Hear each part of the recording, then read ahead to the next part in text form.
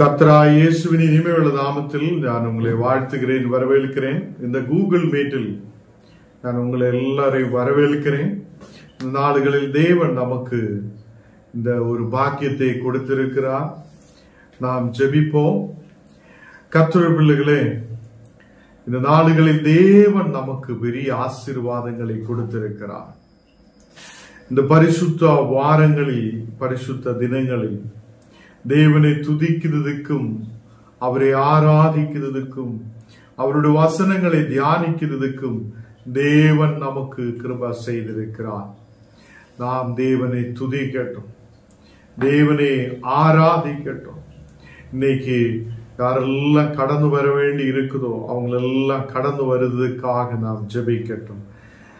பரிசுத்த தேவனே, இந்த நாடுகளில் கர்த்தரே உமது பிரசன்னத்துக்கு நேராய் நாங்கள் கடந்து வருகிறேன். ஆண்டவரே, அநேகம் நாளுகளாய் நாங்கள் ஜெபிக்கையும் உபவாசத்தோட ஆண்டவரே வசனங்கள் தியானித்து உம்முடைய பாதங்களில் ஆயிருக்கும் போது தெய்வீக பிரசன்னத்தால் நீர் எங்களை நிரப்புதகவைக்காக ஸ்தோத்திரம். ஆண்டவரே, இந்த நாடுகளில் கூகுள் மீட் ஆய் வந்து சேர்ந்து உம்முடைய வார்த்தைகளை தியானிக்க நீர் கிருபை செய்தீரே, அதுக்காக நன்றி. இன்னைக்கு கடந்து வந்திருக்கிற எல்லா பிள்ளைகளையும் நீர் ஆசீர்வதியும். எல்லா மக்களையும் ஞானத்தோட வசனத்தை புரிதலுக்கான கிருபைகளை கொடுத்து நீர் ஆசீர்வதிக்கதகவைக்காக ஸ்தோத்திரம்.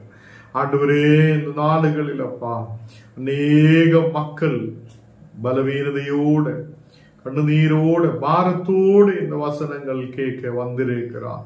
இந்த நாடுகளில் ஒரு விடுதல் உண்டாகப்பட, வசனங்கள் அவங்களோட வாழ்க்கைக்கு ஒரு உயிர் கொடுக்கப்பட நீர் கிருபை செய்ததுக்காக ஸ்தோத்திரம்.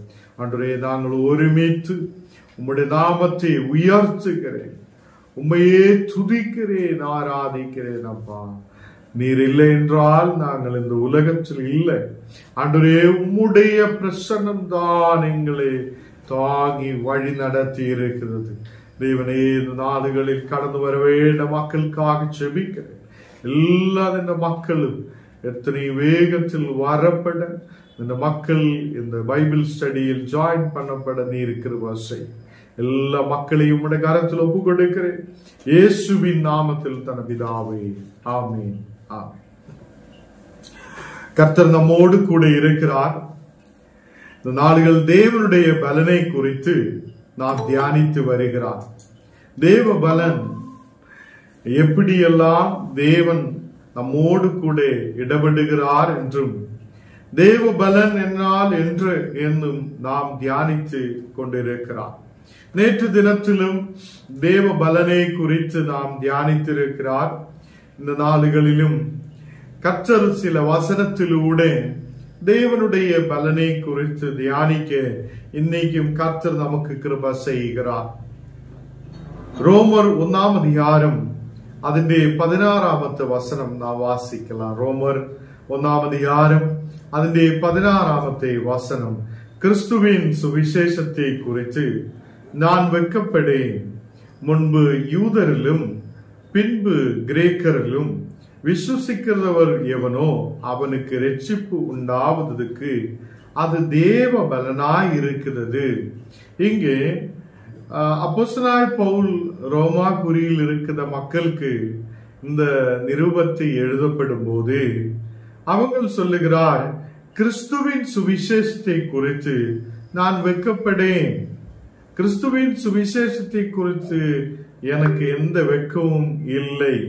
கர்த்தருடைய பிள்ளைகளே, முன்பு யூதரிலும் பின்பு கிரேக்கரிலும் விசுவசிக்கிறவர் எவனோ அவனுக்கு ரட்சிப்பு உண்டாவதற்கு அது தேவ பலனாய் இருக்கிறது. கிறிஸ்துவின் சுவிசேஷம் உங்களுக்கு தேவ பலனாய் இருக்கிறது. ஹல்லேலூயா. இந்த நாளுகளில் கர்த்தருடைய பிள்ளைகளே, கிறிஸ்துவின் சுவிசேஷம் என்றது நமக்கு தேவ பலனாய் இருக்கிறது. நாம் 1 கொரிந்தியர் 1 அதிகாரம் 24 வசனத்தில் வாசிச்சு கேட்டிருக்கிறார், இயேசு கிறிஸ்துவே தேவ பலனாய் இருக்கிறது என்று நாம் வாசிச்சு கேட்டிருக்கிறார். அதே கர்த்தருடைய பிள்ளைகளே, கிறிஸ்து அவருடைய சுவிசேஷம் நமக்கு அதை ஒரு ரட்சிப்பு உண்டாகுவதற்காக கொடுக்கப்பட்டிருக்கிறார். அதே சுவிசேஷம் இந்த நாளுகளில் நமக்கு தேவ பலனாய் இருக்கிறது. தேவ பலனாய் இருக்கிறது. இங்கு நாம் வசனத்தில் பார்க்கும்போது இந்த பலன் என்ற வார்த்தை டுனாமிஸ் என்று சொல்லப்படும். டுனாமிஸ் அது ஒரு கிரீக்கு வார்த்தை. அந்த கிரீக்கு வார்த்தை டுனாமிஸ் என்று சொல்லுத வார்த்தையில் இருந்துதான் இங்கிலீஷில் டைனாமைட் என்று சொல்லுத ஒரு வார்த்தை உருவாயிருக்கிறார். பவர் என்றுதான் அதோடைய அர்த்தம். பவர், அது இல்லைன்னா அத்தாரிட்டி, இல்லைன்னா ஸ்ட்ரெங்க், எபிலிட்டி என்னெல்லாம் அதுக்கு அர்த்தம் வருகிறது. டுனாமிஸ் என்று சொல்லுத அந்த வார்த்தையிலிருந்து அது இந்த பலன் என்ற வார்த்தை உருவாயிருக்கிறது. அது பவர் என்று சொல்லுத வார்த்தை நமக்கு தெரியும். பவர், ஸ்ட்ரெங்க் என்னால் என்ன, பவர் என்னால் என்ன, எல்லாமே நமக்கு தெரிந்த விஷயம் தான். கர்த்தருடைய பிள்ளைகளே, டுனாமிஸ் என்று சொல்லுத அந்த கிரீக்கு வார்த்தை தான் தேவ பலனுக்காக கொடுக்கப்பட்டிருக்கிறார். இந்த நாளுகளில் கர்த்தருடைய பிள்ளைகளே, கிறிஸ்துவின் சுவிசேஷத்தை குறித்து நான் வெட்கப்படுவது இல்லை. கிறிஸ்துவின் சுவிசேஷத்தை குறித்து நான் வெட்கப்படுவது இல்லை. முன்பு கிரேக்கரிலும் முன்பு யூதரிலும் பின்பு கிரேக்கரிலும் விசுவசிக்கிறவர் எவனோ அவனுக்கு ரட்சிப்பு உண்டாவது. அதை ரட்சிப்பு விசுவசிக்கிறவனுக்குள்ள ரட்சிப்பு உருவாகிறார். அந்த கிறிஸ்துவின் சுவிசேஷத்தினாலே நமக்கு தேவ பலன், அந்த சுவிசேஷம் தேவ பலனாய் இருக்கிறது. அப்போ சுவிசேஷம், கிறிஸ்துவின் சுவிசேஷம் நமக்கு தேவ பலனாய் இருக்கிறது. கர்த்தருடைய பிள்ளைகளே, இங்கே யாத்ராகமம் 14ஆம் அதிகாரம் അതിന്റെ 10ാമത്തെ വസനം വാസിക്കുമ്പോൾ, യാത്രാഗമം 14ആം അധികാരം അതിന്റെ 10ാമത്തെ വസനം നാം വാസിക്കുമ്പോൾ, പാറോൻ സമീപിத்து வருகிறது போது இஸ்ரவேல் புத்திரர் தங்கள் கண்களை ஏறெடுத்து பார்த்து ஈஜிப்தியர் தங்களுடைய முன்னே வருகிறதை கண்டு மிகவும் பயந்தார்கள். அவங்கள் அங்கே மக்கள், இஸ்ரவேல் மக்கள் பயப்படுகிறார். ஏனென்றால் அந்த ஈஜிப்தியர் எல்லாம் பின்னாடி அவங்கள் அதை இந்த ஈஜிப்தியர் மக்கள் பின்தொடர்ந்ததை பார்த்து அவங்கள் பயப்படுகிறார். அதே அங்கே நாம் பார்க்கும்போது பார்வோனும் அவனுடைய சைன்யமும் அவனுடைய மக்கள் எல்லாம் அப்படியே வருவதை பார்த்துட்டு இந்த இஸ்ரவேல் மக்கள் பயப்படுகிறார். தேவ பிள்ளைகளே, இங்கே இந்த மக்கள், இஸ்ரவேல் மக்கள், அப்பொழுது இஸ்ரவேல் புத்திரர் கர்த்தரை நோக்கி கூப்பிட்டார்கள். இஸ்ரவேல் புத்திரர்கள் எல்லாம் கர்த்தரை நோக்கி கூப்பிடுகிறார். இப்போ ஒரு பிரச்சனை வருகிறார். இஸ்ரவேல் மக்களுக்கு ஒரு பிரச்சனை வருகிறார். இஸ்ரவேல் மக்கள் அவங்களை கொலை செய்ததுக்காக பார்வோன் அவங்களுக்கு பின்னாலே வருகிறார். இதை பார்க்கும்போது ஒரு பயம் உருவாகிறார். அவங்க அதுவரைக்கும் அவங்களோடு கூட இருந்தா தேவ பலனை மறந்து விட்டிருக்கிறார். தேவன் எங்களோடு கூட இருக்கிறார் என்றதே அவங்கள் மறந்து விடுகிறார். இந்த நாள்களில் ஒரு பிரச்சனை நம் வாழ்க்கையில் வரும்போது அநேகர் கீழே விழுந்து விடுகிறார். ஒரு பிரச்சனை நம் வாழ்க்கையில் வரும்போது அதை பயப்பட்டு நடுங்கி விடுகிறார். இந்த நாளுகளில் இங்கு இஸ்ரவேல் புத்திரர் எல்லாம் கண்களை ஏறெடுத்து பார்த்து அவங்கள் பயந்து நடுங்கி இருக்கிறார். முன்னாடி போக முடியாத சூழ்நிலை, தண்ணீர் நிரம்பி இருக்கிற சூழ்நிலை. பின்னாடி பார்த்ததால் அதே பார்வோன் அவங்களுக்கு அதை பின்னாலே வருகிறார். அப்போ பார்வோனும் அவங்களுடைய சைன்யமும் அவங்களுக்கு சமீபித்து வருகிறதை பார்த்து மக்கள் பயப்படுகிறார். இங்கே இஸ்ரவேல் புத்திரர் எல்லாம் அந்த பிரச்சனையின் நடுவில் கர்த்தரை நோக்கி கூப்பிடுகிறார். தேவனே இனி என்ன செய்யும் என்று சொல்லி அவங்க யதார்த்தமாக நாம் அங்க பார்த்ததுனா ஏதோ கர்த்தரை அப்படியே நல்லபடிய விசுவாசத்தோட கூப்பிட்டது அல்ல, பயப்பட்டதினாலே கூப்பிடுகிறார். ஒரு விடுதல் தேவை என்று தெரியும் போது ஆண்டவரே பார்க்கிறார். அதுக்கு கீழே உள்ள வசனங்கள் நான் வாசிச்சு பார்க்கும் போது மோசேயை பார்த்து சில குறைகளை சொல்லுகிறார். பிரேத குழிகள் இல்லை என்றால், இந்த பிரேத குழிகள் இல்லாத விட்டிருந்தால் அந்த வனாந்தரத்தில் சாகும்படி நீ எங்களை இங்கு எதுக்கு கூட்டிட்டு வந்திருக்கிறார்? ஏன் அந்த ஈஜிப்தியருடைய இடத்தில் நாங்கள் கஷ்டப்பட்டு இருந்ததுனாலும் பிரச்சனை இல்லை, ஏன் இந்த வனாந்தரத்துக்குள்ள கொண்டு வந்து எங்களை சாகடிக்க கொண்டு வந்திருக்கிறார் என்று இந்த மக்கள் கேள்வி எழுப்புகிறார்.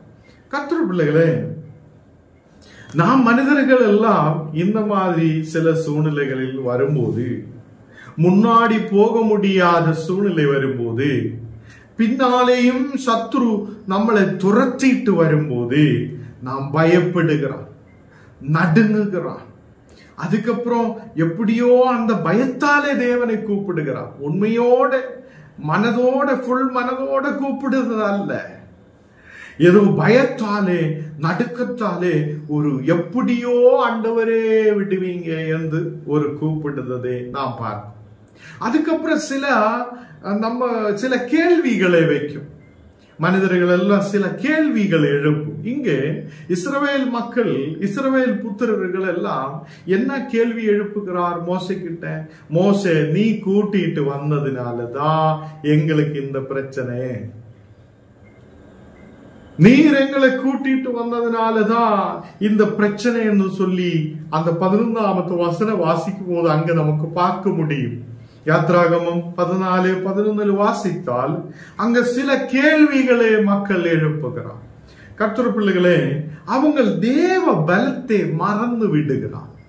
தேவன் எங்களுக்காக அற்புதத்தை செய்வார் என்றதை மறந்து விட்டு மோசைக்கு விரோதமாய் பேசுகிறார். இந்த நாடுகளில் அநேகர் இப்படித்தான் சபைக்கு விரோதமாய் பேசும், ஊழியக்காரர்களுக்கு விரோதமாய் பேசும், ஊழியங்களுக்கு விரோதமாய் பேசும். அநேகர் தங்களுக்கு விரோதமாகவே பேசும், தேவனுக்கு விரோதமாய் பேசுறவங்களும் இருக்கிறார். ஏனென்றால் அவங்க அந்த பிரச்சனையை பார்த்து பயப்படுகிறார். பிரச்சனையை பார்த்து பயப்படும் போதும், முன்னாடி போக முடியாத சூழ்நிலையை பார்த்து பயப்படும் போதும் உங்களுக்கு சில கேள்விகள் வரும், விரோதமான கேள்விகள், ஆண்டவருக்கு விரோதமான கேள்விகள் வரும். இஸ்ரவேல் மக்கள் அவங்களோடு கூட பயணிக்கிற தேவ வல்லமையை மறந்து விடுகிறார், தேவனுடைய பலத்தை மறந்து விடுகிறார், தேவன் எங்களுக்கு அற்புதத்தை செய்வார் என்றதை மறந்துவிட்டு மோசைக்கு விரோதமாய் எழும்புகிறார். நீர் எங்களை கூட்டிட்டு வராதிருந்தா இந்த பிரச்சனை எங்களுக்கு வராது. இந்த நாடுகளில் நீங்களும் ஞானும் இதே மாதிரிதான் இருக்கிறோம். தேவ பலனையை மறந்து விடுகிறார், விசுவாசத்தை மறந்து விடுகிறார், கர்த்தர் அற்புதத்தை செய்வார் என்றதை நாம் மறந்துவிட்டு நாம் பயத்தையும் நடுக்கத்திலும் ரொம்ப டென்ஷனிலும் வேவலாதியிலும் நாம் முன்னாடி போகுது. எதுக்காக என்று இப்போ வசனம் நம்மோடு பேசுகிறார். நாம் எதுக்காக அவ்வளோ டென்ஷனோட, பலவீனதையோட, அதே பாரத்தோட, ரொம்ப கவலையோட நாம் எதுக்கு நம் வாழ்க்கையை முன்னாடி கொண்டு போனோம்? இங்கே கர்த்தருடைய பலன் என்னோடு கூட இருக்கிறார், அவர் என்னை நடத்துவார். தேவ பலன் எனக்கு உயிரை கொடுக்கிறது, ரட்சிப்பை கொடுக்கிறது, எனக்கு விடுதலை கொடுக்கிறது என்று நம்புத ஞானம் நீங்களும். எதுக்காக நாம் பயப்படுகிறார்? எதுக்காக நாம் பயப்படுகிறார்? கர்த்தர் பிள்ளைகளே, இந்த நாடுகளில் இஸ்ரவேல் புத்திரர்கள் அது மோசையோடு கேட்கிறார், இந்த வனாந்திரத்திலே சாகும்படி நீ எங்களை கொண்டு வந்தீர். இரண்டாவதாக அங்க பார்க்கும்போது, நீ எங்களை ஈஜிப்தில் இருந்து புறப்பட பண்ணினார், எங்களுக்கு அது இந்தபடி ஒரு விஷயம் வந்திருக்கிறார். நீர் எங்களை புறப்பட பண்ணி கொண்டு வந்திருக்கிறார். அதுதான் இப்போ நாங்க அதை முன்னாடி போக முடியாத சூழ்நிலை, தண்ணீரினாலே போக முடியாது. பின்னாடி அந்த பார்வோனின் சைனியம் வருகிறார். மக்கள் நொரே அந்த பார்வோனும் அவனுடைய சைனியமும் பின்னாடி வருகிறார். ஏதாவது இறந்து போக வேண்ட சூழ்நிலை இருக்கிறார் என்று தெரியும் போது ஆண்டவருக்கு விரோதமாய், ஊழியக்காரனுக்கு விரோதமாய் பேச ஆரம்பிக்கிறார். மோசைக்கு விரோதமாய் அங்கு பேச ஆரம்பிக்கிறார். எதுக்காக இந்த மக்களை தேவன் அழைத்துட்டு வருகிறார்? தேவன் அழைத்துட்டு வருது, அவங்கள் அங்கே கஷ்டப்படுகிறார். ஈஜிப்டில் அங்க பார்வோனும் அவங்களுடைய ராஜாக்களும் சேர்ந்து அவங்களுக்கு ரொம்ப கஷ்டமான நிலை கொடுக்கிறதுனாலே தேவன் தான் அவங்களை விடுவிக்கிறார் என்று அப்போ மறந்து விடுகிறார். தேவன் எங்களை விடுவித்து கொண்டு வருகிறார் என்றதை மறந்து விடுகிறார். இந்த நாடுகளில் ஒரு விஷயத்தை ஞாபகத்தில் வருகிறார். அநேக ஊழியக்காரர் அவங்களுடைய பிள்ளைகளுக்காக திருமண காரியங்களுக்காக முன்னாடி போகும். அப்போ அவங்க போகும்போது அவங்களோட ஊழியக்காருடைய பிள்ளைகள் சொல்லும், அப்பா எங்களுக்கு இப்போ திருமணம் வேண்டாம், எனக்கு ஒரு பையன், எனக்கு நல்ல ஒரு பையன் இருக்கிறார், ஞானே பார்த்து வைத்திருக்கிறார் என்று சொல்லும் போது இந்த ஊழியக்காரர் அடுத்த வாரத்தில் சபையில் சொல்லும், எங்களுக்கு தேவன் பெரிய அற்புதத்தை செய்திருக்கிறார், இதோ எங்களுக்கு ஒரு நல்ல மாப்பிள்ளையை கொடுத்திருக்கிறார் என்று சொல்லு. என்னன்னு தெரியுமா? அந்த பிள்ளைதான் செலக்ட் பண்ணி இருக்கிறார், தேவன் கொடுத்ததல்ல. எல்லாரும் நமக்கு தேவையான நிலையில் வசனத்தை ஒடித்து பிரட்டி அப்படியே பேசி அதை தேவன் செய்திருக்கிறார் என்று சொல்லி அதை செய்ய வைக்கிறதே நாம் பார்க்கிறார்.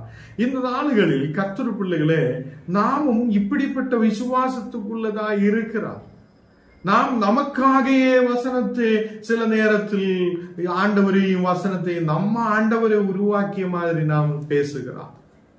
ഞാൻ சொல்லியதா ஆண்டவர் கேட்கும், ഞാൻ சொல்லியதா ஆண்டவர் அதை செய்யும் എന്നുള്ള நிலைக்கு இப்போ நாம் நம்முடைய விசுவாசம் மாற்றப்பட்டிருக்கிறார்.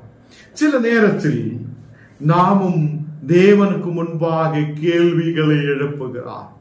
நாம் நமக்கு போதித்த மாதிரி போயதுக்கு அப்புறம் பள்ளத்துக்குள்ள விழுந்து, கடத்துக்குள்ள விழுந்து, ரொம்ப பாரத்துக்குள்ள விழுந்ததுக்கு அப்புறம் நம்ம போய் விழுந்துட்டு நம் தேவனுக்கிட்ட கேட்கிற கேள்வி, ஏன் ஆண்டவரே நீர் எனக்கு விடுதலை ஏன் கொடுக்கதில்லை? நம்ம தான் போய் விழுந்து இருக்கிறார், நம்ம தான் போய் கடத்துக்குள்ள போயிருக்கிறார், நம்ம தான் போய் பள்ளத்துக்குள்ள விழுந்திருக்கிறார். அப்ப இப்படிப்பட்ட விசுவாசம் நமக்கு தேவையில்லை. மோசே கிட்டையும் இந்த இஸ்ரேல் ஜனம் அது அநேக கேள்விகள் எழுப்புகிறார். ஏன் நீ கூட்டிட்டு வந்திருக்கிறார்? அப்போ அவங்க அங்க மறந்து விடுகிறார். அவங்க சொல்லுகிறார், மோசே கூட்டிட்டு வந்ததுனாலதான் இந்த பிரச்சனை. அங்க கூட்டிட்டு வந்தது யாரு? தேவன் தான் இந்த மக்களை ஈஜிப்திலிருந்து வெளியில் கொண்டு வருகிறார். இப்போ சில நேரத்தில் நம்மையும் தேவன் சில இடத்திலிருந்து விடுவிக்குவார், சில இடத்திலிருந்து பிரித்தெடுக்குவார், சில இடத்திலிருந்து தேவன் நம்மை மாற்றிக்கொண்டு வரும்போது நாம் தேவனுடைய திட்டத்தை மறந்துவிட்டு நம்முடைய திட்டத்தின்படி நடக்க நாம் ஆரம்பிக்கிறோம். சில நேரத்தில் நாம் வேற யாரோ சொல்லுறதை கேட்டு அப்படியே நடக்க ஆரம்பிக்கிறார். இதனாலே சில நேரத்தில் அநேக கேள்விகள் வரும், தேவனுக்கு விரோதமான கேள்விகள் வரும். நான் சில நேரத்தில் தேவனுக்கு விரோதமாகியும் பேச ஆரம்பிக்கும். ஏன் ஆண்டவரே நீ கூட்டிட்டு வந்திருக்கிறார்? ஏன் ஆண்டவரே இந்த பிரச்சனை? ஏன் என்ன சாகடிக்க இங்க கொண்டு வந்திருக்கிற? இந்த மாதிரி பிரச்சனைகள் நாம் எழுப்போம். ஏனென்றால் மனிதன் இப்படிதான் இருக்கிறோம். கர்த்தர் பிள்ளைகளே, இங்கே ஆண்டவர் அநேக அற்புதங்கள் இஸ்ரவேல் ஜனத்துக்காக செய்திருக்கிறார். அநேகம் ராவும் பகலும் அவருடைய பிரசன்னம் அவங்களோடு கூட இருந்திருக்கிறார்.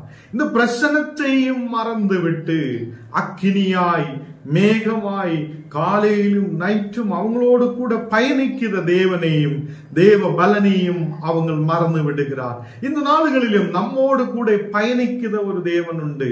பரிசுத்த ஆவியானவர் நம்மோடு கூட பயணிக்கிறார். நேற்று தினத்தில் நாம் கேட்டிருக்கிறார், பரிசுத்த ஆவி நமக்கு நம்முடைய ஆவியோடு சாட்சி சொல்லுகிறார். கர்த்தர் பிள்ளைகளே, சாட்சி பரிசுத்த ஆவியானவர் சாட்சி சொல்லுகிறார். இந்த நாடுகளில் நம்மோடு கூட பயணிக்கிற ஒரு தேவன் உண்டு. நம்மோடு கூட எப்போதும் இருக்கிற ஒரு தேவன் உண்டு. அதே இங்கு மக்கள் கேள்விகள் மோசைக்கு விரோதமாய் எழுப்புகிறார். சில நேரத்தில் ஊழியக்காருக்கு விரோதமாய் சில கேள்விகளை எழுப்புகிறார். மக்கள் ஊழியக்காருக்கு விரோதமாய், ஊழியத்துக்கு விரோதமாய் கேள்விகளை எழுப்பு. நீ எதுக்காக எங்களை விடுவித்து கொண்டு வந்திருக்கிறார்? எதுக்காக இந்த கஷ்டத்துக்குள்ள கொண்டு வந்திருக்கிறார்? எதுக்காக இந்த பிரச்சனைக்குள்ள கொண்டு வந்திருக்கிறார் என்னுள்ள கேள்விகள் எழுப்பும். அப்போதும் நாம் மறந்து விடுத ஒரு விஷயம் உண்டு. நாம் மறந்து போகுத ஒரு விஷயம் உண்டு. தேவபலன் என்னோடு கூட இருக்கிறார். இந்த பிரச்சனை எல்லாம் சிம்பிளா இருக்குது, சின்ன விஷயமா இருக்கிறது. இதிலிருந்து எங்களை பாதுகாக்க, விடுவிக்க ஒரு உண்மையான தேவன் உண்டு என்று நாம் நம்பிக்கை வைக்க வேண்டும். கர்த்தர் பிள்ளைகளே, இங்கு மக்கள் அடுத்த கேள்வி எழுப்புவது, ஈஜிப்தில் இருக்கும் போது நாங்கள் சும்மா விட்டுவிட சொல்லினாரே, உனக்கிட்ட நாங்கள் சும்மாவே எங்களை விட்டு விடுங்க, எதுக்காக விடுவிக்கிறார்? நாங்க இங்கே கஷ்டப்பட்டு இருக்கலாம் என்று சொல்லுகிறார். சில மக்கள் இப்படிதான், எவ்வளவு கஷ்டம் இருந்தாலும் தேவன் விடுவிக்கும் போது அவங்களும் சொல்லு, ஞான் இப்போ செய்த வேலைதான் ஞான் செய்யும், இதுக்கப்புறம் எதுவும் செய்ய மாட்டேன். இதே மாதிரி தான் இஸ்ராயல் மக்களும் சொல்லுகிறார், நாங்க கஷ்டத்தில் இருந்தா கூட, அவங்களை எங்களை அடிச்சா கூட, பிரச்சனை கொடுத்தா கூட, சாப்பாடு கொடுத்துலன்னா கூட அந்த கஷ்டத்தை சகித்து ஈஜிப்டிலே இருக்க விரும்பும் என்று சொல்லுகிறார் மக்கள். இப்போ நாமும் விசுவாசத்தில் இருக்கிற நாமும் தேவன் நம்மை ஈஜிப்டிலிருந்து விடுவிக்க பார்க்கும் போது, பிரச்சனையிலிருந்து விடுவிக்க பார்க்கும் போது நம்ம சொல்லும், ஞான் இங்கதான் இருக்க போகிறார், ஞான் இந்த கஷ்டத்துல தான் இருக்க போகிறார். கஷ்டம் இருக்கட்டும், பலவீனம் இருக்கட்டும், எந்த சூழ்நிலை இருந்தாலும் நாங்க அப்படியே இருந்து வாழ்ந்துட்டு போயிட்டே இருக்கலாம் என்று சொல்லிட்டு இருக்கோம். அப்போ கர்த்தருடைய அந்த விடுதலின் கருத்தை நாம் புரியாத இருக்கிறார். ஆண்டவர் விடுவிக்க பார்க்கிறதே நாம் அதை புரியாமல் இருக்கிறார். இங்கு வேதத்தை நாம் பார்க்கும் போது, ஈஜிப்தில் இருக்கும் போதே நாங்கள் சொல்லி இருக்கிறதே மோசே கிட்ட கேள்வி எழுப்புகிறார். மோசே, உனக்கிட்ட நாங்க சொல்லி இருக்கிறார், எங்களை இங்க இருந்து கூட்டிட்டு போவாதீங்க, சும்மாவே இங்க விட்டு விடுங்க, நாங்க இந்த கஷ்டத்திலே வாழ்ந்துட்டே இருக்கலாம் என்று சொல்லுகிறார். அப்போ தேவன் தான் மோசே கிட்ட சொல்லுகிறார், இந்த ஜனத்தை விடுவித்து கொண்டு போங்க. அவங்க தேவனுக்கு விரோதமாய் பேச ஆரம்பிக்கிறார். அப்போ இந்த நாடுகளில் கர்த்தர் பிள்ளைகளே, நாம் தேவ பலனை மறந்து விடக்கூடாது. தேவன் நமக்கு அற்புதத்தை செய்வார் என்றதே நாம் மறந்து விடக்கூடாது. சில நேரத்தில் நம்ம புத்தி தான் வேலை செய்கிறார். தேவ பலனோ, கர்த்தருடைய வல்லமையோ, கர்த்தருடைய காரியங்களோ ஒன்றும் நாம் யோசிக்காமல் நம்ம புத்தியால சில காரியங்களை செய்து விடுகிறார். அதனாலே நாம் இந்த மாதிரி கேள்விகள் கேட்க வேண்ட சூழ்நிலை வரும், பயம் வரும், நடுக்கம் வரும். இனி என்ன செய்யும், இனி எப்படி வாழும், இனி எப்படி முன்னாடி போகும் என்னுள்ள கேள்விகள் நமக்கு வரும். அது வராது இருக்கிறதுக்காக தேவ பலனை குறித்து நாம் புரியட்டும். அவர் நம்மோடு கூட இருக்கிறார் என்றதை புரியட்டும். தேவன் எப்போதும் நம்மோடு கூட இருந்து நம்மை வழி நடத்துகிறார் என்றதை நாம் புரியட்டும். இங்கே மக்கள் சொல்லுகிறார், கஷ்டம் இருந்தால் கூட நாங்க ஈஜிப்டிலே நிக்குவார், இப்போ நீ வனாந்தரத்தில் கொண்டு வந்திருக்கிறார், இங்க நாங்க சாகடிக்க போகிறார், எங்களை சாகடித்து விடுகிறார் என்று சொல்லி அந்த பிரச்சனையில் அவங்க சொல்லப்படுகிறார். ஒரு பிரச்சனை நம் வாழ்க்கையில் வரும்போது, குடும்பத்தில் பிரச்சனைகள் வரும்போது, அதே சபையில் பிரச்சனைகள் வரும்போது, வீட்டில் பிரச்சனைகள் வரும்போது, நாம் ஆயிருக்கிற இடத்தில் பிரச்சனைகள் வரும்போது, நாம் இந்த மாதிரி அதே கேள்விகள் தேவனுக்கு விரோதமாய் எடுக்க கூடாது. நாம் இந்த நாடுகளில் புரியணும், தேவன் என்னை இந்த பிரச்சனையிலிருந்து விடுவிப்பார், கர்த்தர் என்னை கரம் பிடித்து வழி நடத்துவார், அவருடைய பலன் என்னை வழி நடத்துவார் என்று நாம் புரியணும். இங்கு மோசே கிட்ட சொல்லுகிறார், எங்களை சும்மாவே விட்டுடுங்க மோசே என்று சொல்லுகிறார். சும்மாவே விட்டுடுங்க, எங்களை கொண்டு போவாதீங்க, எங்களை கொண்டு போவாத. இப்போ ஒரு ஊழியக்காரன் வந்து உங்களோடு சொல்லுகிறார், கர்த்தர் உங்களுக்கு விடுதலை தரும், கர்த்தர் விடுவிக்கும், நீங்க இந்த பிரச்சனை இருந்து வெளியில் வாருங்கன்னு சொல்லும் போது நீங்களும் இந்த மாதிரி சொல்லி எங்களை விட்டு விடுங்க ஐயா, நாங்க இங்கேயே இருக்கலாம், விட்டு விடுங்கன்னு சொல்லிட்டு இருந்தா ஒரு நாள் நீங்களும் இந்த மாதிரி கேள்வி எழுப்ப வேண்டியவர். ஐயோ இந்த பிரச்சனை வருகிறா, சாகடிக்க போகுத நிலை வருகிறா, முன்னாடி போக முடியாத சூழ்நிலை வருகிறா, பின்னாடி ஓட முடியாத சூழ்நிலை வருகிறா, ஆண்டவரே இப்ப என்ன செய்யும் என்று கேட்கும் போது அது நமக்கு ஒரு ஒரு ஒரு பதில் இல்லாத இருக்கிற சூழ்நிலை வரக்கூடாது. நமக்கு முன்பாக போக முடியாத சூழ்நிலை வரக்கூடாது. அதுக்குதான் தேவ பலன் எப்போதும் நமக்கு தேவையா இருக்கிறது. இங்க இந்த ஈஜிப்தில் மக்களை கொண்டு வரும்போது இஸ்ரவேல் ஜனத்தோடு கூட தேவன் இருக்கிறார். இஸ்ரவேல் ஜனத்தை தேவன் நடத்துகிறார், அவங்களை பார்வையிலே வைத்திருக்கிறார். இதெல்லாம் மக்கள் மறந்து விடுகிறார். இதே மாதிரி இன்னைக்கும் நாம் அநேகம் சூழ்நிலைகளில் மறந்து போகிறார், தேவனை மறந்து விடுகிறார். நமக்காக யோசித்து ஏதோ நமக்காக செய்த மாதிரி சில விஷயங்களை நாம் செய்யும் போதுதான் படுகுழிக்குள்ள நாம் விழுகிறோம், பெரிய பள்ளத்துக்குள்ள நாம் விழுந்து விடுற சூழ்நிலை வரும். கையை தூக்கியா கூட யாரு உதவி செய்யாத சூழ்நிலை வரும். இந்த மாதிரி சூழ்நிலை வராது இருக்கிறதுக்கு தேவ பலனை புரிந்து அவரோடு கூட சேர்ந்து நிற்கட்டும். அவர் உங்களை ரட்சிப்பார், அவர் உங்களை விடுவிப்பார், அவர் உங்களை வழி நடத்துவார். இங்கே வனாந்தரத்திலே எங்களை சாகடிக்கிறதுக்காக கொண்டு வந்து அதை இந்த ஈஜிப்தியர்கிட்ட அது எங்களை விட்டு சும்மாவே விட்டு விட்டதால் நாங்க இந்த வனாந்தரத்தில் சாக மாட்டார்கள் என்று சொல்லி மக்கள் சொல்லுகிறார். கர்த்தருடைய பிள்ளைகளே, இந்த நாடுகளில் மக்கள் பயப்பட்டதினாலே அநேகம் விஷயங்கள் அதை தேவன் செய்த அற்புதத்தை மறந்துவிட்டு, தேவன் செய்த நன்மைகளை மறந்துவிட்டு, தேவனையே மறந்துவிட்டு அவங்களோட புத்தியாலே சில கேள்விகளை எழுப்புகிறார். நீங்க கொஞ்ச நேரம் யோசித்து பார்க்கட்டும், நாம் எப்படி இருக்கிறோம், நம்ம நிலைமை இப்போ இந்த நாடுகளில் எப்படி இருக்கிறார். நாமும் இப்படிதான்.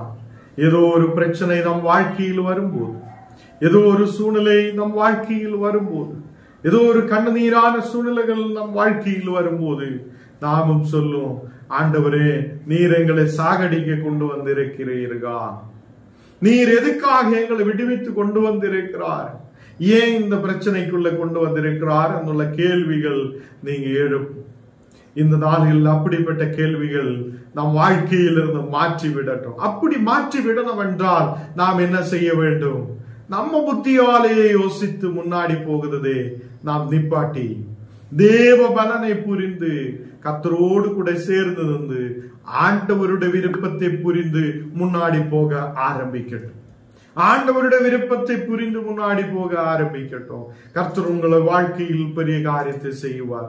இல்லாது தேவனே நாம் இப்போ கர்த்தருக்கு நாம் ஏதோ கொடுத்திருக்கிற மாதிரி நாம் கர்த்தரோடு கூட ஏதோ சொல்லுத மாதிரி, ஆண்டவரே எனக்கு அதை செய்யுங்க, எனக்கு எது செய்யுங்க, எனக்கு இப்படி செய்யுங்க, என்ன அப்படி நடத்துங்க, இப்படி சொல்லுறதுக்கு நாம் சொல்லி அவரை செய்ய வைக்கிறதுக்கு அல்ல. அவர் நம்மோடு கூட எப்போதும் இருக்கிறார். அவர் தேவ பலனாய் இருக்கிறவர். இயேசு தேவ பலனாய் இருக்கிறவர். அவர் நம்மை விடுவிக்க எப்போதும் அவர் உண்மையுள்ளவராய் இருக்கிறது. நாம் தெரியாமல் முன்னாடி போகும்போதும் அவர் நம் பக்கத்திலே இருந்து நல்ல வழி காட்டுத தேவனாய் இருக்கிறது. இந்த நாடுகளில் நம்ம புத்தியாலே யோசித்து முன்னாடி போகுது, என்னாலே ஆகும் என்று சொல்லி நாம் முன்னாடி போகிறதே இன்னையிலிருந்து நிப்பாட்டு. தேவ பலனை புரிந்து தேவ பலனை பெற்றுக்கொண்டு இயேசுவாகதா தேவ பலனை பெற்றுக்கொண்டு நாம் முன்னாடி கடந்து செல்ல கர்த்தர் நமக்கு கிருபா செய்யட்டும். நாம் கீழே வசனம் வாசிக்கும் போது இங்க நமக்கு யாத்ராகமம் 14ஆம் அதிகாரம் அதனுடைய 13ஆம் வசனத்தில் நாம் பார்க்கும் போது நமக்கு தெரியும், கர்த்தர் இன்றைக்கு உங்களுக்கு செய்யும் ரட்சிப்பை பாருங்கள். இன்றைக்கு நீங்கள் காண்கிற ஈஜிப்திலே இனிமேல் நீங்கள் என்றைக்கு இனி காண மாட்டீர்கள். இப்போ நீங்க பார்த்து கொண்டிருக்கிற ஈஜிப்தியரே இனிமேல் நீங்க பார்க்க மாட்டீர்கள் என்று அங்கே மோசே விசுவாசத்தோடு சொல்லுகிறார். கர்த்தர் செய்யும், இன்றைக்கு செய்யும் ரட்சிப்பை நீங்க பாருங்கள். இன்றைய தினத்தில் கர்த்தர் நமக்காக பெரிய ரட்சிப்பை கொடுப்பார். இன்றைய தினத்தில் கர்த்தர் நமக்காக பெரிய காரியத்தை செய்வார் என்றுள்ள விசுவாசத்தோடு நாம் முன்னாடி கடந்து வரட்டும். கர்த்தர் பிள்ளைகளே, அநேக நாடுகள் நாம் ஏதோ எப்படியோ வாழ்ந்து கொண்டிருக்கிறார். இன்னைக்கு கர்த்தருடைய பலனை நாம் புரியட்டும். கர்த்தருடைய பலன் யாரு? இயேசு கிறிஸ்து கர்த்தருடைய பலனாய் இருக்குது. இயேசு கிறிஸ்துவை நாம் பெற்றுக் கொண்டிருக்கிறார். அவர் நம்மோடு கூட இருக்கிறார். அவர் நம்மை ரட்சிப்புக்குள்ளே வழி நடத்துவார். இந்த முன்னாடி போக முடியாத சூழ்நிலையிலும், முன்னாடி தண்ணீர் நிரம்பி இருக்கிற சூழ்நிலை, பின்னாடி பார்வோன் வருத பிரச்சனை, இதுக்குள்ள பயப்பட்டு நிற்கிற இஸ்ரவேல் மக்கள் பயப்பட்டு நிற்கும் போது கர்த்தருடைய பிள்ளைகளே, இந்த நாடுகளில் மோசே விசுவாசத்தோடு சொல்லுகிறார், கர்த்தர் இன்றைக்கு செய்யும் ரட்சிப்பை நீங்கள் பாருங்கள். கர்த்தர் இன்றைக்கு செய்யும் ரட்சிப்பை நீங்க பாருங்கள்.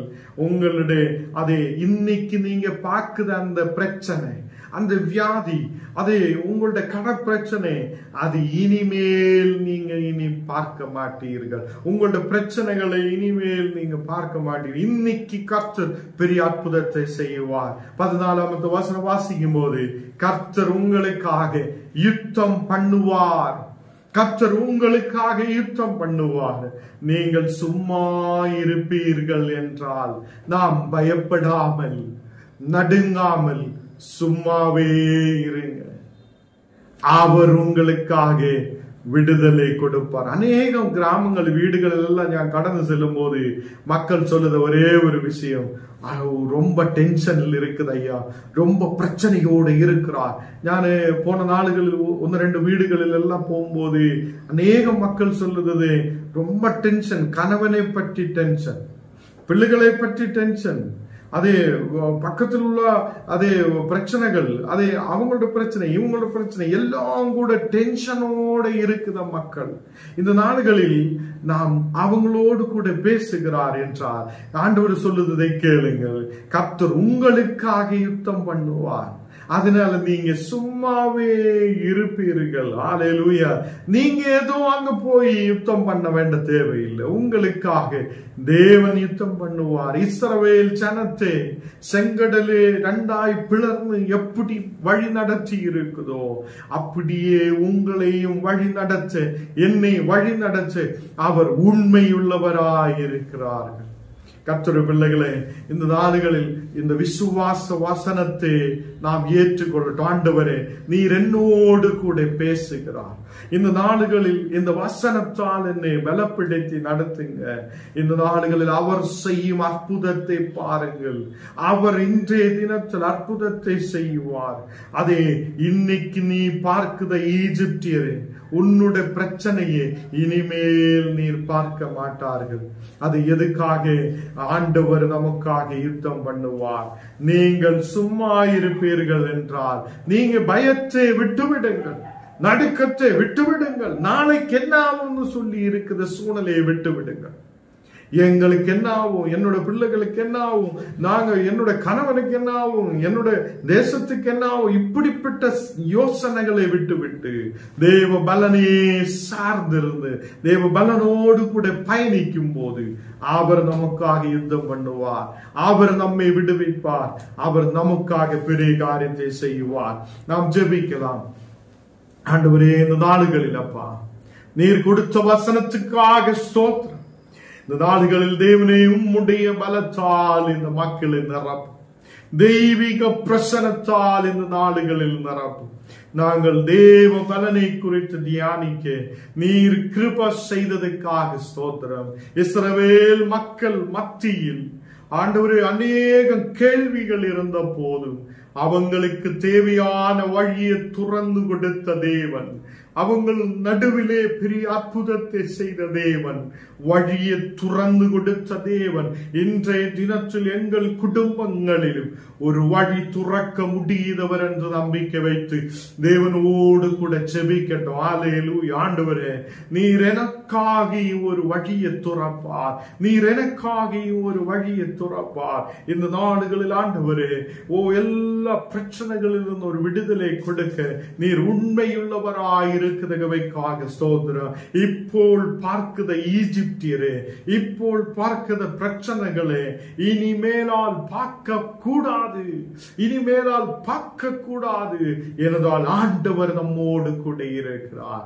அவர் ரட்சிப்பை அழிக்கிற தேவன், ரட்சிப்பை கொடுக்கிற தேவன், நம்மை விடுதலுக்குள்ள நடத்துகிற தேவன், நமக்காக வழியை துறக்கிறவராய் இருக்கிறார். ஹல்லேலூயா. இன்னைக்குப்பா யாரெல்லாம் கட பிரச்சனையோடு பலவீனதையோடு இருந்து ஜெபிக்குதோ அவங்களுக்குள்ள விசுவாசம் உண்டாகட்டும். கர்த்தர் உங்களுக்காக யுத்தம் பண்ணுவார், உங்களுக்காக வழியை துறப்பார். நீங்க சும்மாவே இருங்கள், விசுவாசத்தோடு இருங்கள், கர்த்தருக்குள்ள இருங்கள், தேவ பலனோடு கூட இருங்கள்.